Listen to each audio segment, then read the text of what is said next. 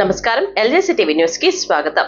మంగళగిరి తాడేపల్లి పరిసర ప్రాంతాల septic tank వాహనదారులు చెరువులలో, పంట పొలాలలో మలమూత్ర మలినాలను వదులుతున్న వైనం.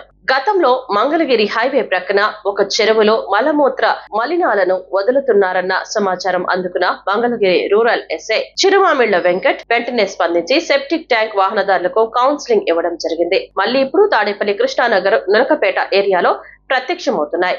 మంగళగిరి తాడేపల్లి మున్సిపల్ కార్పొరేషన్ పరిధిలోని తాడేపల్లి కృష్ణానగర్, నులకపేట నందుగల drinking water filter bed point కు నీరు అందిస్తున్న పంట కాలువలోకి మలమూత్రాలు మాతాజీ ఆశ్రమం పక్కన ఉన్న మట్టి రోడ్డు నుండి సెప్టిక్ ట్యాంక్ లో మలినాన్ని తీసుకువచ్చి పంట కాలువల్లో వదులుతున్నారు.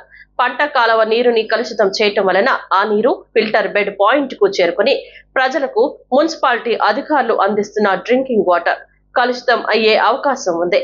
తాడేపల్లి కృష్ణానగర్, నులకపేట గ్రామస్తులు రోగాల బారిన పడే అవకాశం లేకపోలేదు కనుక మున్సిపల్ కమిషనర్ మరియు అధికారులు వెంటనే స్పందించి సెప్టిక్ ట్యాంక్ వారిపై తగు చర్యలు తీసుకోవాలి స్థానికులు వేడుకుంటున్నారు. సెప్టిక్ ట్యాంక్ వాహనం వారిని అడగ్గా అది మున్సిపాలిటీ బండి అని చెప్పడం గమనార్హం.